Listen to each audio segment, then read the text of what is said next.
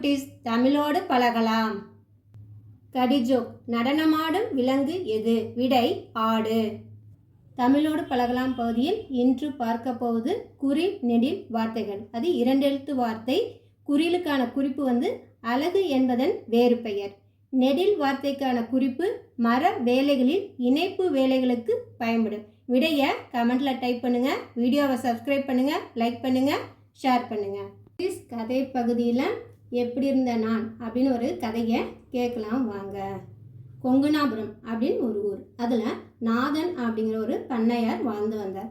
அவருக்கு ரொம்ப நிலம் இருந்துச்சு. அதில் விவசாயம் பண்ணி அவருக்கு அதில் நல்ல வருமானம். அதனால ரொம்ப செல்வ செழிப்பாக வாழ்ந்து வந்தார். அந்த ஊர்லேயே நல்லா பணக்காராக வாழ்ந்து வந்தார். இருந்தாலும் என்ன பயன்? யாருக்கும் எதுவும் கொடுக்க மாட்டார். அவங்க வீட்டில் அவங்களே சமைச்சு சாப்பிடக்கூட அவர் விரும்ப மாட்டார். ஏன்னா காசு செலவாயிடும் அப்படிங்கிற அளவுக்கு கஞ்சனா அவர் இருந்தார். யாருக்கும் எதுவுமே கொடுக்க மனசு வராது அவருக்கு. இப்படி இருக்கப்ப அவருடைய நிலத்துல ஒரு இடத்துல ஒரு ஆலமரம் பேனியன் ட்ரீ இருந்தது. அது ரொம்ப பெருசாக இருந்தது. ரொம்ப வருஷம் பழமையான ஒரு பேனியன் ட்ரீ. அது நல்லா அடர்த்தியாக நல்லா இருந்துச்சு. இலைகளோட நல்ல மரம் செழிப்பாக இருந்துச்சு. அதனால அந்த இடத்துல யாராவது வழிபோக்கர்களோ ஆடு மாடுகளை மேய்ஞ்சிட்டு வெயிலுக்கு இதமாக இருக்கும் அப்படின்னு சொல்லிட்டு அங்கே இளைப்பாரும். அதே மாதிரி நிறைய மக்களும் வேலை செஞ்சுட்டு அங்கே கொஞ்ச நேரம் ரெஸ்ட் எடுப்பாங்க. இந்த மாதிரி இருக்கப்ப அந்த பண்ணையாருக்கு இந்த ஆலமரம் எடுத்துட்டா அந்த இடத்துலையும் நம்ம விவசாயம் பண்ணலாம், இன்னும் நிறைய காசு வரும் அப்படின்னு நினச்சாரு. அதனால் வேலையாளை கூப்பிட்டு வா நீயே அந்த ஆலமரத்தை வெட்டிட்டு வா அப்படின்னு சொல்கிறார். அந்த வேலைக்காரன் சொல்கிறான், ஐயா இதை நான் வெட்ட மாட்டேன், இது ரொம்ப பழமையான பேனியன் ட்ரீ இல்லையா, இங்கே தேவதை இருக்குன்னு சொல்கிறாங்க, அதனால் நான் இந்த மரத்தை வெட்ட மாட்டேன் அப்படின்னு அவர் சொல்கிறார். சரி நீ இன்னொரு வேலையாளை கூப்பிட்டு நீ போய் இந்த மரத்தை வெட்டிட்டு வா அப்படின்னு சொல்கிறார். அவரும் வெட்ட மாட்டேன் அப்படின்னு சொல்கிறார். இப்படி யாருமே அந்த வேலைக்காரங்க அந்த மரத்தை வெட்டுறதுக்கு ஒப்புக்கலை. சரி சொல்லிட்டு நாதனே என்ன பண்ணுறாரு, சரி நானே போய் அந்த மரத்தை வெட்டுறேன்னு சொல்லிட்டு ஒரு கோடரி ஆக்ஸ் எடுத்துகிட்டு போகிறார். போய் அந்த மரத்தை அடியில் ஓங்கி ஒரு வெட்டுறார். அப்போ மரத்து நடுவில் இருந்து ஒரு கதவு திறக்குது. அதுலேருந்து ஒரு தேவதை நீங்கள் கதவு தட்டினீங்களா, உள்ளே வாங்க, இன்னைக்கு எங்கள் அரசனுடைய பிறந்த நாள், நீங்கள் விருந்தாளியாக வந்திருக்கீங்க வாங்க அப்படின்னு சொல்லுது. உடனே இவரும் சரின்னு சொல்லிட்டு தேவதையோட உள்ளே போகிறார். மரத்துக்குள்ளே போகிறப்ப அங்கே ஒரு பெரிய ஹால் இருக்குது. அங்கே நடுவில் மேஜை நாற்காலியெல்லாம் போட்டுருக்கு. அங்கே நடுவில் அரசன் உட்காந்துருக்கிறாரு. அரசனுடைய பிறந்த நாள் இல்லையா, அதனால் ரொம்ப டெக்கரேஷன் பண்ணி இருக்குது.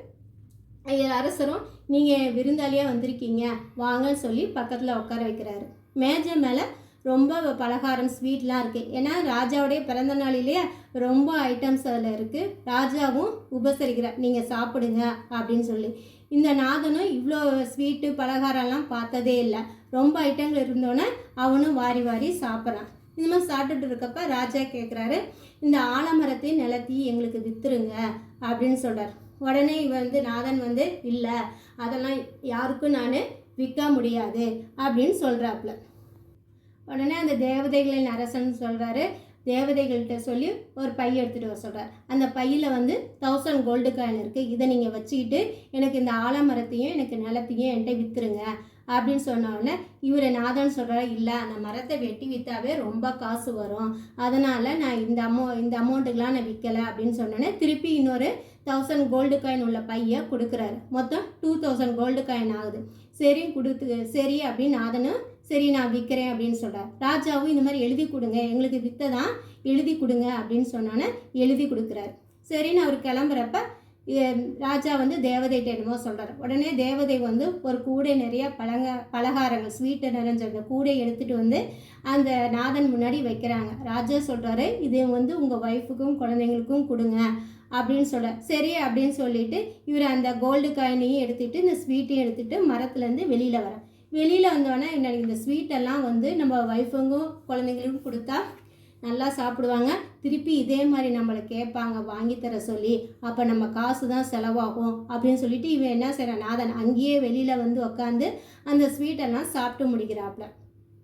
அப்போ என்ன நினைக்கிறாப்புலன்னா, இந்த மரம் என்னது அப்படி இருக்கு, இந்த 2000 கோல்டு காயின் மட்டும்தான் ராஜா கொடுத்துருக்காரு, இத்தனை நாள் அவங்க மரத்தில் வசிச்சுட்டு இருக்காங்க இல்லையா, அதுக்கும் சேர்த்து பணம் கேட்கணும் அப்படின்னு இன்னும் நிறைய பணம் கேட்கணும், இந்த பணம் பத்தாது அப்படின்னு சொல்லிட்டு திருப்பி அந்த கதவை தட்டுறாரு.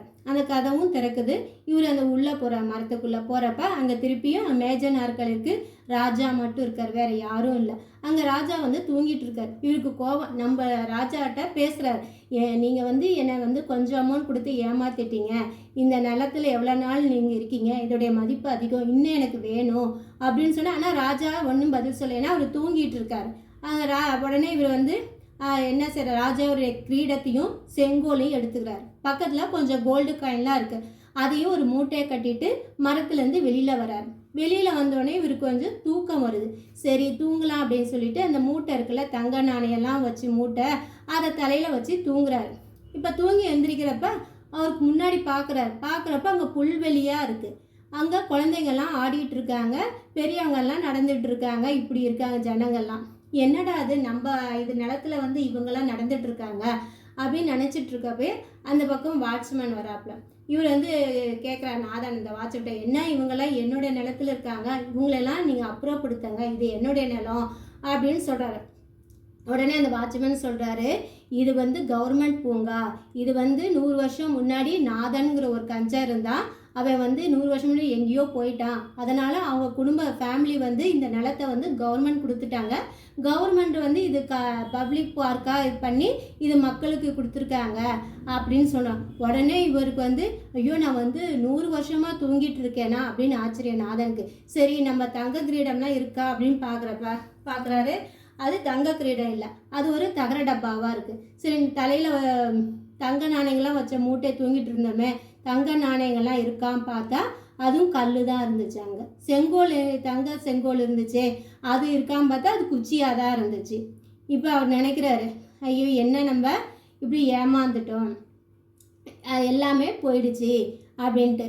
அதான் அவர் எப்படி இருந்தனா இப்படி ஆகிட்டேன் பாருங்கள் குட்டீஸ். கஞ்சனாக இருந்தனால எவ்வளோ செழிப்பாக இருந்த அவர் வந்து இப்படி ஒன்றுமே இல்லாதவராக ஆயிட்டார்.